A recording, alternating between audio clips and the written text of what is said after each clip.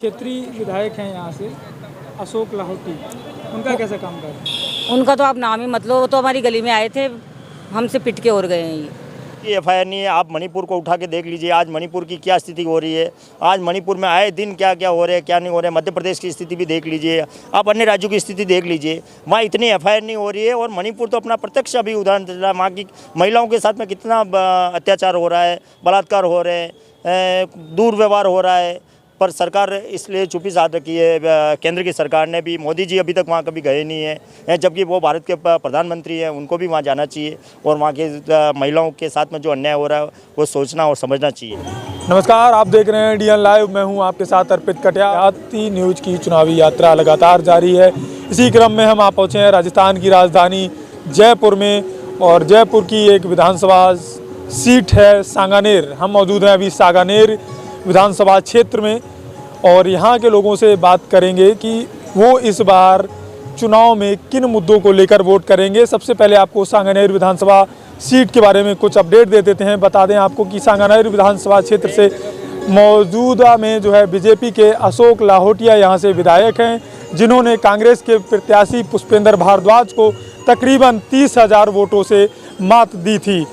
तो चलिए सीधा जनता के पास चलते हैं, वो क्या सोच रहे हैं, इस बार क्या मुद्दे होंगे चुनाव के, उन्हीं से जान लेते हैं। हमारे साथ एक सज्जन मौजूद हैं, इनसे बात कर लेते हैं। इनका 2023 के चुनाव को लेकर क्या कहना है। क्या नाम हुआ आपका सर? मेरा नाम भवानी सालवी है, मैं उदयपुर से बिलोंग करता हूँ, जो मेवाड़ का क्षेत्र आता है, जहाँ के प्रबल लीडर है सीपी जोशी, रघुवीर मीणा, डॉक्टर गिरिजा व्यास। तो क्या लग रहा है, कांग्रेस इस बार फिर से घर वापसी कर पा रही है पूरी तरह से? बिल्कुल। जो राजस्थान का विकास हुआ है, जो राजस्थान के गरीबों के साथ में जो कामकाज हुआ है, अशोक जी गहलोत ने आम जनता को देखते हुए राजस्थान के जो जितनी भी सुख सुविधाएं थी वो गहलोत साहब ने बहुत अच्छी दी है। इसके लिए सबसे बड़ी उपलब्धि तो मुख्यमंत्री चिरंजीवी योजना, जो आज एक गरीब के लिए, मध्यम वर्ग के लिए या पैसे वालों के लिए, किसी के लिए भी हॉस्पिटल में बिगर पैसों से आप अपना जन आधार लेके जाइए और अपना इलाज करवा के घर आइए। ये सबसे बड़ी उपलब्धि मानूंगा मैं राजस्थान सरकार की। विपक्ष तो कह रहा है कि राजस्थान में क्राइम में बढ़ोतरी हो रही है, लड़कियों के साथ बलात्कार के मामले आ रहे हैं, किडनैपिंग के मामले आ रहे हैं। देखो, क्राइम की बढ़ोतरी के लिए इशू ये आ रहा है कि राजस्थान के जननायक श्री अशोक जी गहलोत ने हर महकमे में, थाने में या पुलिस महकमे में यह एफआईआर दर्ज करने के लिए अनिवार्यता कर दी। इसलिए उसकी क्राइम रिपोर्ट ज़्यादा आ रही है। इस लोगों को, इन्हें बीजेपी वालों ने इसकी हवा और मुद्दा बना दिया है कि यहाँ की कि राजस्थान में क्राइम ज़्यादा हो रहे हैं, न कि क्राइम ज़्यादा नहीं हो रहे हैं, एफआईआर अनिवार्य हो गई है, इसलिए क्राइम का ग्रोथ बढ़ गया है। तो आपके कहने का मतलब है जो बीजेपी शासित प्रदेश हैं वहाँ क्या एफआईआर नहीं होती है? बीजेपी शासित प्रदेश है, वहाँ कंपलसरी एफआईआर नहीं है। आप मणिपुर को उठा के देख लीजिए, आज मणिपुर की क्या स्थिति हो रही है। आज मणिपुर में आए दिन क्या क्या हो रहा है, क्या नहीं हो रहा है। मध्य प्रदेश की स्थिति भी देख लीजिए, आप अन्य राज्यों की स्थिति देख लीजिए, वहाँ इतनी एफआईआर नहीं हो रही है। और मणिपुर तो अपना प्रत्यक्ष अभी उदाहरण दे रहा है, वहाँ की महिलाओं के साथ में कितना अत्याचार हो रहा है, बलात्कार हो रहे हैं, दुर्व्यवहार हो रहा है।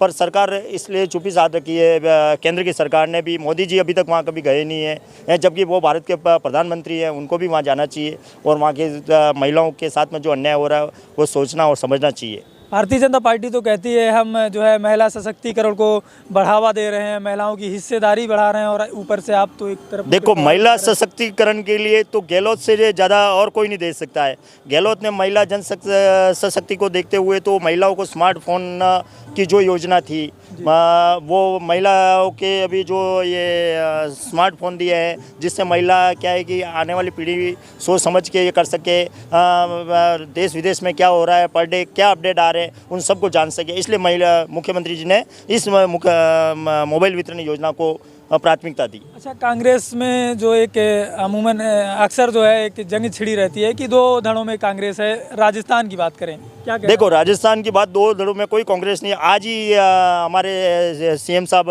अशोक जी गहलोत ने दिल्ली में प्रेस कॉन्फ्रेंस की थी, उसमें कहा था कि सचिन पायलट जी के जो मानेसर जो विधायक गए थे, उनके मैं किसी के भी टिकट की मैंने पैरवी की है, उन किसी का भी कोई टिकट नहीं काटूंगा।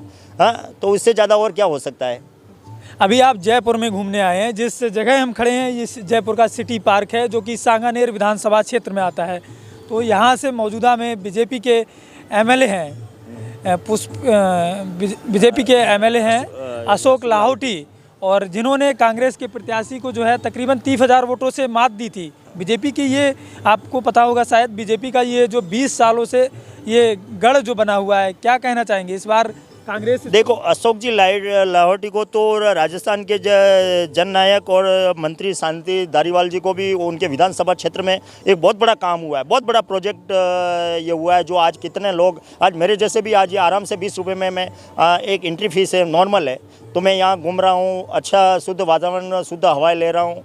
उनके विधानसभा क्षेत्र में बहुत बड़ा काम हुआ है, तो फिर दूसरा उनके क्षेत्र में क्या बात करें उनके लिए? नहीं, तो हम बात कर रहे हैं कि कांग्रेस सरकार बना ले रही है और एक तरफ वहीं अपनी जो है एक जयपुर राजधानी की सीट जो है नहीं बचा पा रही है पिछले 4 नहीं, इस बार राजस्थान के राजधानी जयपुर शहर की सीटें अमूमन बहुत ज़्यादा सीटें आ रही है। देखा नहीं इनकी कितनी गुटबाजी हो गई है, आए दिन टिकट बदलने पड़ रहे हैं, इनके सांसद को विधायक का टिकट देना पड़ रहा है, तो इससे ज़्यादा और क्या बात मान सकते हैं? जो एक सांसद बने हुए हैं उनको एक विधानसभा में उतारने पड़ रहे हैं, तो इससे ज़्यादा और क्या हो सकते हैं? सीटें नहीं आ रही है, इसमें कांग्रेस की सीटें आ रही है। इससे आपको लग रहा है कि कहीं ना कहीं बीजेपी बैकफुट पे है? बिल्कुल बीजेपी बैकफुट में है। मोदी जी को कितनी सभाएं करनी पड़ी है, अभी पिछले 15 दिन से मोदी जी नहीं आ रहे, बाकी मोदी जी को राजस्थान संभालना पड़ रहा है, इनके पास में कोई लीडर ही नहीं है। वसुंधरा जी को तवज्जो ना दे रहे, अगर वसुंधरा जी को तवज्जो देते हो तो और भी मानते हैं कि 5-10 सीटों का और 5-10 सीटों का फर्क पड़ता है, क्योंकि मेवाड़ में वसुंधरा जी का त्रिपुरा सुंदरी उनका बहुत बड़ा इष्ट है, वो आए दिन वहाँ आते जाते रहते हैं, इसलिए मैं उनका जानता हूँ। और मेरे क्षेत्र में वहाँ 10 साल से बीजेपी का MLA है, इसलिए वसुंधरा जी का वजूद है उस क्षेत्र में। तो ये थे हमारे साथ एक सज्जन जिन्होंने बेबाकी से अपनी बात रखी है, और लोगों से हम बातचीत करते हैं, आप बने रहिए हमारे साथ। आपके क्षेत्र में क्या विकास हुआ है सांगानेर विधानसभा से? सांगानेर विधानसभा से 4.5 साल से हो रहा है, 20 साल से तो अभी तक कोई सुधार नहीं हुआ है वहाँ पे। अभी 4.5 साल से भैया जो पुष्पेंद्र भैया हैं, उन्होंने कई सिटी पार्क बनवाए, यहाँ पार्कों की क्या हालत थी, क्या दशा थी, आज के 15 साल पहले की बता रही हूँ आपको ये चीज़।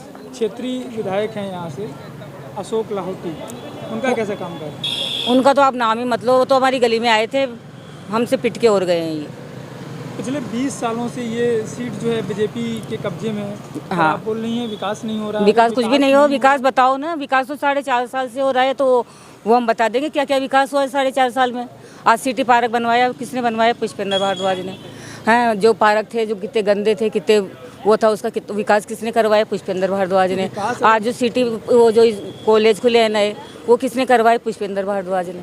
तो विकास अगर मैडम हो रहा था तो 20 सालों से बीजेपी का गढ़ कैसे बना हुआ है? अब ये क्यों पता नहीं है क्यों बना हुआ है। जनता नहीं समझ पा रही। जनता नहीं समझ पा रही, जनता अंधी हो रही है ना के साथ। मैंने कई लोगों से बात किया तो उनका कहना है कि हम कांग्रेस को नहीं देख के वोट कर रहे हैं, तो हम व्यक्तिगत हम तो देखो सुनो, मैं ना तो कांग्रेस की करती हूँ ना मैं बीजेपी करती हूँ, मैं इंसान को देखते हैं, हम लोग इंसान को देख के काम करते हैं। आज हमारे 7.5 साल से अभी मानसूर में पार्षद है, बीजेपी का है, उससे पहले थी कांग्रेस थी 5 साल। हाँ, कमलेश गोयल जी थे, उनके टाइम पे सारी गलियां हर 6 महीने की 6 महीने साफ़ होती थी, हर सिविल लाइन सही होती थी। आज 7.5 साल से कुछ भी काम नहीं हो रहा है वहाँ पे, कुछ भी काम नहीं। नहीं। अब इसके पास पार्षद के पास जाते हैं, बीजेपी का है आशीष शर्मा, उसके पास जाते तो वो बोलता है सारी जनता मिलके मेरे साथ वहाँ चलो। तो मैंने उनको ये जवाब दिया कि पार्षद का जब चुनाव लड़ा जा रहा था तब तुमने पार्षद का वोट क्यों लिया, पार्षद की सीट क्यों ली है? कितनी बड़ी नहीं हो रहा था तुम्हारा। अगर पब्लिक ही जाएगी तो पब्लिक ही करा लेगी, भी तुम्हारे को तो ले जाने का कोई मतलब ही नहीं है पार्षद को। तो कितनी बड़ी चुनौती के रूप में देखती हैं कि 20 सालों का गढ़ है, उसको क्या ध्वस्त करना इतना आसान रहेगा? हाँ रहेगा, क्योंकि काम दिखेगा ना, जनता को अगर देखेगी तो काम दिखेगा ना। 4.5 साल से क्या काम हो रहा है, क्या नहीं हो रहा है। हारा हुआ इंसान काम करवा रहा है, यहाँ तो जीते हुए इंसान काम नहीं करवा रहे हैं, हारा हुआ इंसान काम करवा रहा है यहाँ पे। तो ये थी हमारे साथ क्षेत्रीय महिला, उनसे बात की। एक और भाई साहब हैं हमारे साथ, उनसे बात कर लेते हैं। क्या नाम है? मेरा नाम अंकुश है। इसी विधानसभा क्षेत्र के निवासी हैं? हाँ जी। क्या हुआ है पिछले 20 सालों में? 20 सालों का तो मुझे आइडिया नहीं है, लेकिन मेरे को तो इन 4.5-5 साल में ही दिख रहा है, जो भी काम दिख रहा है, विकास हो रहे हैं, पार्क डेवलप हो रहे हैं, यहाँ पर जिम झूले लगवाए जा रहे हैं। क्योंकि यहाँ पे कोरोना के बाद जब देखा गया, पुष्पेंद्र जी ने देखा कि आजकल पब्लिक को हेल्थ को लेके बहुत ज़्यादा इश्यूज़ रहते हैं, तो उन्होंने हर पार्क में, उनका विज़न था कि मैं हर पार्क के अंदर जिम झूले लगाऊँ। तो यहाँ के 80% पार्कों के अंदर पुष्पेंद्र जी द्वारा जिम झूले लगवाए गए हैं। और मौजूदा जो विधायक हैं, इनका काम कैसा रहा है? सर, इनका नाम तो खूब है, लेकिन काम के नाम पे ज़ीरो है। तो फिर कैसे मतलब बीजेपी का गढ़ बन गई है सीट? सर बीजेपी का गढ़ वाली बात नहीं है, ये पब्लिक की सोच होती है, ठीक है ना। कि पहले पब्लिक को ये था कि ठीक है जो हो रहा है सब कुछ अच्छा हो रहा है, लेकिन जब से पुष्पेंद्र जी आए हैं यहाँ पे, जब उन्होंने यहाँ पे विकास की लहर चलाई सांगानेर के अंदर, मानसरोवर के अंदर, प्रताप नगर के अंदर, तो लोगों को पता चल गया कि बोला विकास ये चीज़, विकास इस चीज़ का नाम। अच्छा, भारतीय जनता पार्टी की तरफ से प्रत्याशियों को क्यों बदल दिया जाता है? हमने देखा पूर्व में घनश्याम तिवारी जी यहाँ से जो है विधायक रहे और उनका टिकट काट के फिर इनको दे दिया गया। सर जनता ने देखा कि 15 साल से कुछ विकास नहीं किया, 15 साल तक वो विधायक रहे और उन्होंने अपने विधायक को उससे ज़्यादा कुछ काम नहीं किया, सिर्फ अपने जन्मदिन पे लोगों को खाना खिलाते हुए कुछ नहीं करा, ठीक है ना, विकास के नाम पर। 15 साल से घनश्याम तिवारी जी यहाँ पर विधायक रहे, तो उन लोगों को ये लग गया कि यहाँ पे बीजेपी का तो गढ़ है, यहाँ पे तो काम करो या मत करो, सिर्फ सिंबल को जाके वोट देना है, ठीक है। लेकिन अब वो परिवर्तन हो रहा है, लोगों की मानसिकता चेंज हो रही है, लोगों के दिमाग में अब ये चीज़ सेट हो गई है कि जो काम करेगा हम उसको वोट देंगे। हमारे साथ कुछ व्यापारी मौजूद हैं, उनसे जान लेते हैं कि वो इस बार क्या चाहते हैं, क्या उनके मुद्दे हैं, क्षेत्रीय विधायक का काम कैसा रहा। क्योंकि ये जो सांगानेर विधानसभा सीट है, मैंने आपको पहले भी बताया था, तकरीबन 20 सालों से भारतीय जनता पार्टी का कब्जा है। क्या नाम है सर आपका? मनोज श्रीवास्तव। क्या लग रहा है इस बार सांगानेर विधानसभा 20 सालों से पिछले भाजपा के कब्जे में है? सिर्फ कब्जे में ही है, बाकी काम से संबंधित कोई कार्य नहीं हुआ अभी तक। पुष्पेंद्र भारद्वाज यहाँ एक्टिव पर्सन है पिछले 10 साल से और लगातार लोगों के जनहित में काम करना, इसके अलावा कोई काम से संबंधित प्रॉब्लम होती है उनके दुख सुख में भागीदारी बनता है वो, और समय समय पे आगे क्षेत्र के लोगों को संभालता है, सक्रिय कार्यकर्ता है और आने वाले समय में टिकट पुष्पेंद्र भारद्वाज को ही मिलना चाहिए। टिकट मिलना चाहिए। तो आप बोल रहे हैं कि विकास कुछ नहीं हुआ है, कब्जा, तो ऐसे कैसे संभव है कि 20 सालों से कब्जा भी है, तो फिर जनता कैसे चुनती है? पुष्पेंद्र बीजेपी का यहाँ पे क्या नाम से एमएलए है, हाँ। पार्षद है और कार्य के नाम पे शून्य है। आपके क्या विचार हैं? देखिए 20 साल से बीजेपी ने कब्जा कर रखा है, वो बात आपकी सही है, लेकिन पिछले 5 सालों से हमारे न तो एमएलए ने न किसी पार्षदों ने कोई विकास कार्य नहीं कराया। जो अभी रोड की हालत आप देख रहे हैं, हमने पार्षद को कई बार कहा, एमएलए को कहा, कोई सुनवाई नहीं होती है।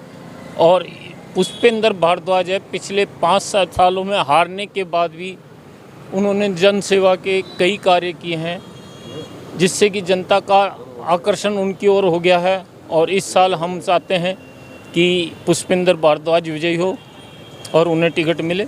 व्यापारी हैं आप, तो क्या समस्याएं रहती हैं? व्यापारी की 2 ही समस्या रहती है, बाज़ार साफ़ सुथरा हो, लाइटिंग व्यवस्था हो, कोई नहीं, कुछ नहीं है, कुछ भी नहीं है। लाइटें बंद हो जाती है, पार्षद को फ़ोन करते हैं, पार्षद भी भारतीय जनता पार्टी का है, वो सुनता नहीं है, बल्कि हमें धमकियां और देने लग जाते हैं। अच्छा, आपको धमकियां मिलती हैं अगर आप शिकायत करें? हमारी आपस में मिलके कोई काम करने की सोचें तो उसमें क्या नाम से इधर उधर फ़ोन करके उस काम को रुकवाता है पार्षद। तो क्षेत्रीय विधायक को 10 में से कितना नंबर देना चाहेंगे अगर नंबरों की बात करें तो? 4 नंबर। 10 में से 4 नंबर आपके हिसाब से? 4 नंबर 4 नंबर। तो ये थे हमारे साथ कुछ व्यापारी जिन्होंने अपनी बेबाकी से बात रखी। आप बने रहिए हमारे साथ, देखते रहिए DN लाइव।